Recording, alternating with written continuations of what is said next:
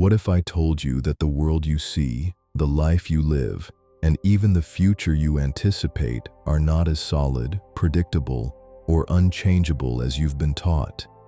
Imagine that reality itself is not fixed like a brick wall, but fluid like water, waiting for you to decide its shape. Imagine that everything around you exists as pure possibility until the precise moment you observe it. That is not mystical fantasy. That is science. For more than a century, physicists have been uncovering one of the most radical discoveries in human history: the observer effect.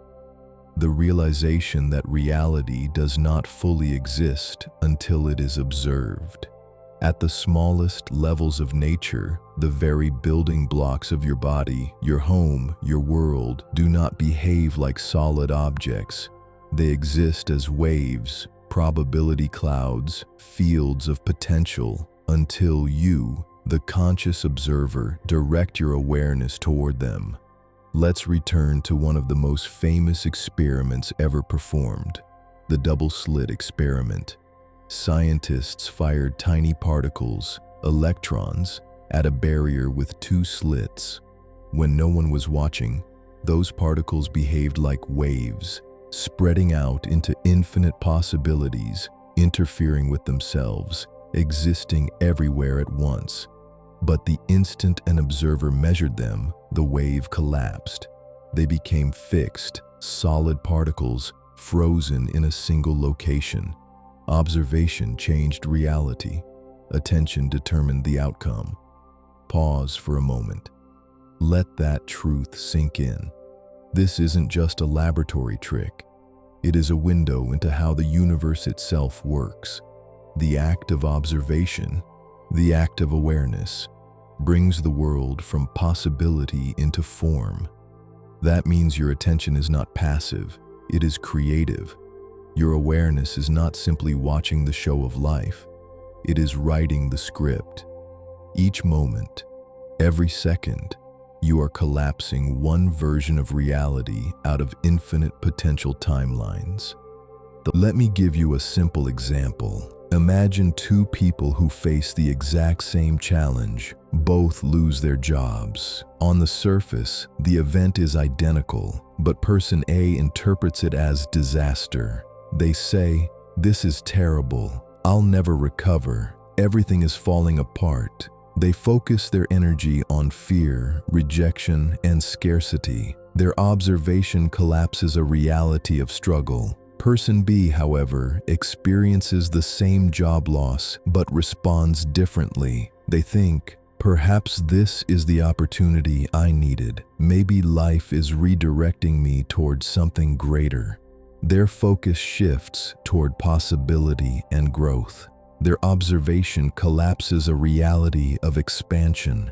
Same event, two completely different realities.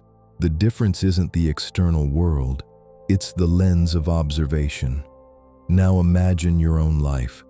How often do you wake up and immediately replay your problems? How often do you focus on your limitations, your fears, your past disappointments? Each time you do, you are unconsciously voting for that reality to remain. You are collapsing the same timeline again and again. But if you shift, even slightly, toward gratitude, curiosity, or hope, you begin to collapse a different version of reality. The potential for joy, abundance, love, and freedom has always been there. It is waiting in the quantum field. Here's what most people don't understand. The collapse from possibility into form is not random. It follows principles. The universe is not responding to your occasional words or your fleeting desires. It is responding to your dominant state of observation.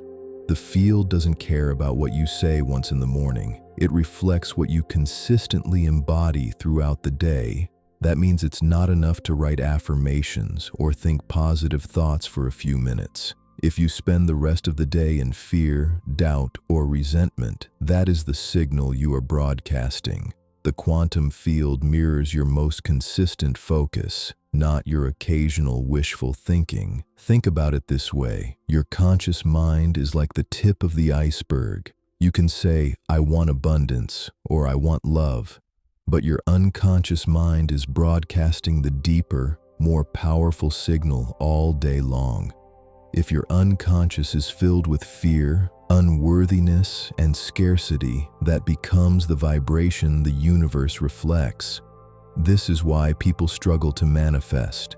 They try, they affirm, they visualize, but their unconscious programming is still stuck in the old story. The universe isn't punishing them. It is faithfully mirroring the dominant frequency. But here's the good news. The moment you become aware of this, you gain power. Awareness itself is the key. The instant you notice, I am observing lack again, you create a gap. And in that gap, you can choose, you can redirect your focus. And this is where coherence becomes essential. Coherence means that your thoughts, emotions, and intentions are aligned. Most people live in incoherence. They say they want success, but they feel failure. They affirm abundance, but they vibrate with fear. They visualize love, but they believe they are unworthy. The universe receives a mixed signal, and the result is mixed outcomes. Progress one moment, setbacks the next. When you align, when your thoughts, emotions, and intentions all broadcast the same frequency, the field responds quickly and clearly. That's why some people seem to magically attract opportunities, while others struggle endlessly. It's not luck, it's coherence. And coherence doesn't mean perfection. You don't need flawless thoughts. You don't need to eliminate every fear. You simply need to return, again and again, to the frequency of the reality you wish to experience. Consistency, not perfection, is the key. Now think of your body. Your health is not simply a machine breaking down with age. It is a living field of energy responding to your observation. If you constantly focus on illness, weakness, or pain, you reinforce those patterns. But if you begin to observe vitality, strength, and healing, your body begins to shift. Science calls it the placebo effect. Faith, expectation, observation, they change biology. Think of relationships. If you always observe others as untrustworthy, selfish, or disappointing, you collapse realities that confirm it. But if you choose to observe people as capable of love, growth, and kindness, you draw out those qualities. The same person can show up differently in your life, not because they changed, but because your observation called forth a different version of them. Think of money. If you always observe lack, focusing on bills, debts, and scarcity, you collapse timelines of limitation. But if you observe opportunities, flow, and abundance, you draw those possibilities closer. Money is not just paper. It is energy responding to your consciousness. In every area of life, the field responds to what you consistently observe.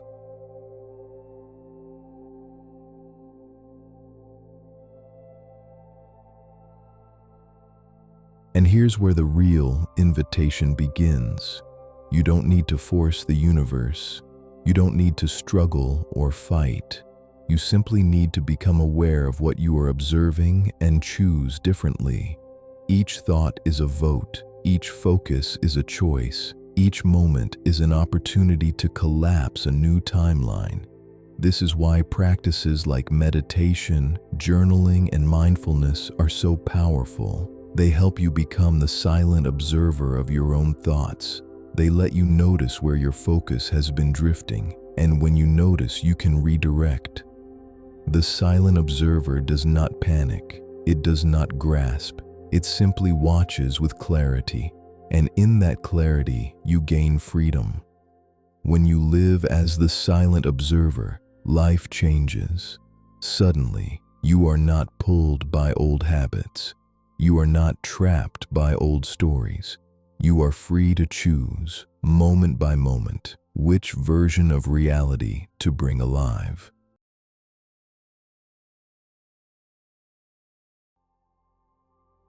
So, let us go even deeper. If the observer effect changes everything about your reality, then the most important question you could ever ask yourself is this: what am I consistently observing? Not occasionally, not once in a while, not during a 5-minute visualization in the morning, but throughout the day, when you are driving, when you are cooking, when you are talking to your family, when you are scrolling your phone. What is the dominant focus of your awareness? Because the field is always listening. It doesn't pause. It doesn't take breaks. It reflects whatever you are radiating moment by moment. You might think, well, I can't control my thoughts all day long, and that's true. You can't, but you don't need to. What you need is awareness. You need to catch yourself when you've fallen back into the old lens, and then, gently, you choose again. Imagine it like steering a ship. If you drift a few degrees off course, you don't panic. You don't condemn yourself. You simply notice and adjust. In the same way, when you catch yourself observing lack, limitation, or fear, you don't need to judge yourself. You simply redirect. Every redirection is a vote for a new reality. Now think of this. Most people spend 80 to 90% of their daily energy observing what they don't want. They worry about money. They replay old arguments. They focus on what hurts, what is missing, what might go wrong, and then they are surprised when life keeps giving them more of the same. But how could it be otherwise? The universe is only reflecting their focus. What would happen if you flipped that ratio? What if instead of spending 90% of your day focused on problems, you spent 90% focused on possibilities? What if you trained yourself to habitually observe the future you want instead of the past you fear? The field would have no choice but to mirror that shift. This is not positive thinking. This is not pretending. This is conscious creation. Positive thinking often tries to cover fear with forced optimism. Conscious observation is different. It is about aligning your attention, your emotion, and your intention into coherence. Consider again the metaphor of the radio. If you want to hear a jazz station, you can't be tuned halfway between jazz and heavy metal. You'll get static. You'll hear noise. That's what most people do with their lives. They want abundance, but they vibrate scarcity. They want love, but they feel unworthy. They want health, but they focus on illness. Their signal is incoherent, so their results are inconsistent. But when you tune fully to one frequency, when your thoughts, feelings, and beliefs align, the reception is clear. Life responds quickly. That is why moments of true alignment feel magical. Synchronicities appear. Opportunities show up. People arrive at the perfect time. It feels like the universe is conspiring in your favor. But in truth, it is simply reflecting the coherent signal you're sending. Now let's ground this with a real-world practice. I call it the reality audit. Take one ordinary day and notice, hour by hour, where your attention goes. When you wake up, is your first thought about your vision or your worries? As you drive, are you replaying the past or imagining the future? As you fall asleep, are you reviewing what went wrong or appreciating what went right? Write it down. Track it honestly. Most people are shocked to discover that 80% or more of their attention is focused on what they don't want. But here is the powerful part. The moment you see the pattern, you are no longer trapped by it. Awareness breaks the spell. The act of observing your observation is enough to create choice. And in that choice, everything changes. You realize, I am not the victim of my focus. I am the director of it. Let's go even further. Imagine two timelines stretching out in front of you. On the left is the timeline of your current patterns. If you keep observing what you've been observing, you'll keep collapsing the same experiences. Tomorrow looks like today. Next year looks like last year. You are trapped in repetition. On the right is the timeline of possibility. It already exists in the field. In that timeline, you are freer, more abundant, healthier, more alive. The question is not whether it exists. It does. The question is, will you choose to observe it into being? Here's the paradox. Most people say, I'll believe it when I see it. Quantum mechanics flips that. The field says, you'll see it when you observe it. Observation comes first. Reality follows. So the challenge becomes, can you observe the future you desire before it appears? Can you focus on the timeline of your highest self long enough, consistently enough, with enough emotional energy that the field has no choice but to mirror it? That is the practice. That is the work. Let's bring in another metaphor. The mirror. Life is like a cosmic mirror. It doesn't judge. It doesn't decide. It simply reflects back whatever you show it. If you stand in front of a mirror frowning, you can't wait for the reflection to smile first. The reflection follows you. In the same way, you can't wait for life to change before you feel grateful, abundant, or free. You must first observe that state within yourself. Then life reflects it. So if you are tired of scarcity, don't wait for money to arrive to feel abundant. Begin to observe abundance now, in small ways, in everyday blessings, in the energy of gratitude. If you are tired of loneliness, don't wait for the perfect partner to arrive before feeling love. Begin to observe love now, by giving it, by feeling it, by embodying it. The mirror will reflect it back. This is not delusion. This is quantum cause and effect. The field does not deliver what you want. It delivers what you consistently observe. Now, let's address the unconscious mind again, because this is where most of your observation happens. You might consciously observe abundance for 10 minutes, but your unconscious programs might be observing lack for the next 10 hours. That is why change can feel difficult, because you are battling automatic patterns. The solution is not to fight your unconscious, but to illuminate it. Practices like meditation, journaling, therapy, and deep reflection bring unconscious patterns into awareness. Once you see them, they lose their grip.